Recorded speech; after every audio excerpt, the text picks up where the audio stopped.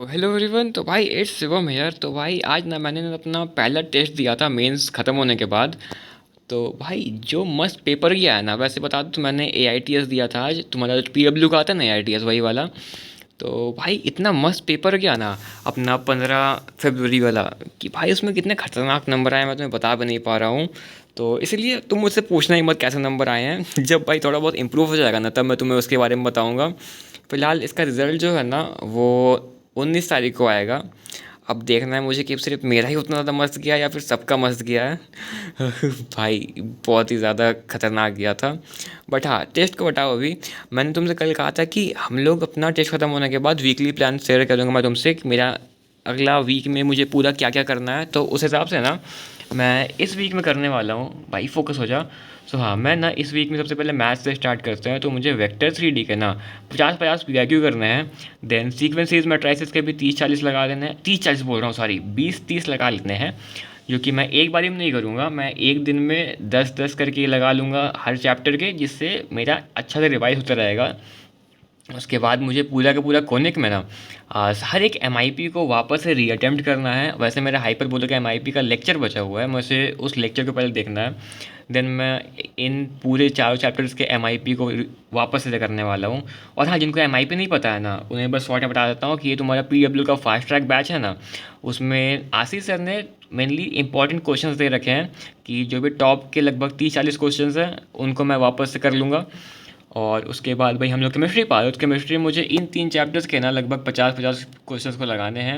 And थोड़ा बहुत revise कर लेना है, जो भी फार्मूला वगैरह हो गया, थ्योरी वगैरह हो गई। और रिवाइज करने के लिए मैं तुम्हारा वो हरी हरी किताब का इस्तेमाल करूँगा, जो कि अगेन PW का ही है, ईजी नोट्स जो है।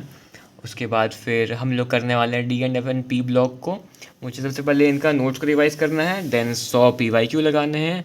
और वैसे D ब्लॉक का मेरा NCERT हो गया है। जो मैंने उस दिन कहा था कि मेरे 2 पेज लगभग बचे हुए हैं, 2-3 पेज। तो हाँ, उसको वापस से करना है थोड़ा सा।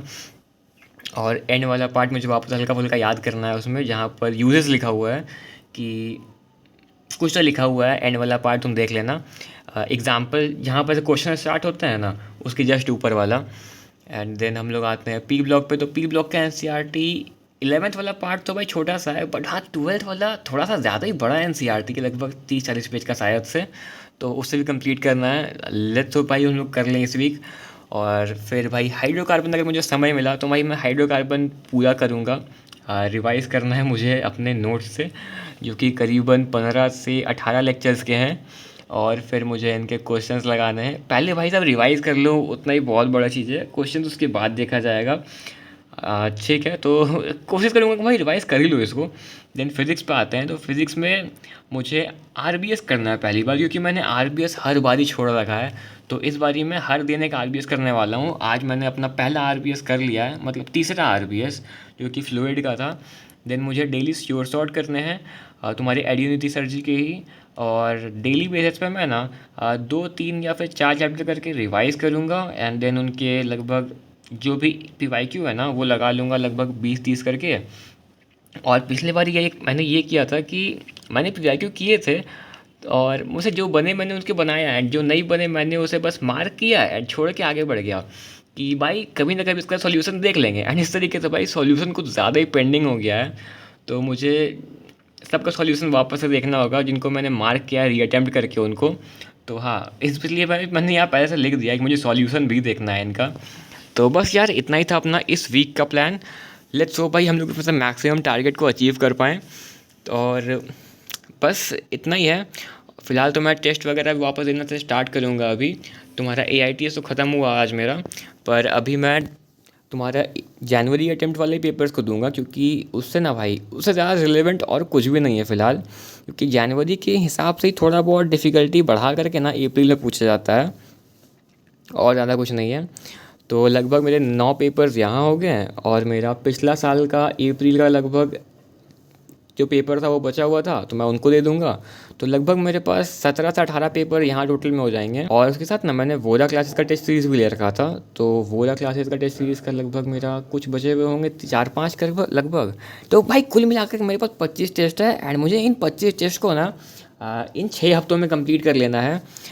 जिसे मैं स्टार्ट करने वाला हूँ अपना जनवरी वाले से ही, 4-5 इसका दे दूँगा, देन मिक्सअप करके दूँगा आगे मैं। सो बस भाई इतना ही है। जब मैं टेस्ट दूंगा तब उसके ऊपर अगेन एक सेपरेट वीडियो बना के तुम्हें बता दूंगा भाई कैसा रहा, क्या चल रहा है, और बस इतना ही। और तो भाई कमबैक ज़रूरी है, सबको करना है। नो भाई, काश कमबैक हो जाए। चलो तुम्हारा और टाइम वेस्ट नहीं करते, जाके पढ़ाई करो, क्योंकि भाई पढ़ोगे नहीं तो कमबैक कहाँ से होगा। तो हाँ चलो, बाय बाय।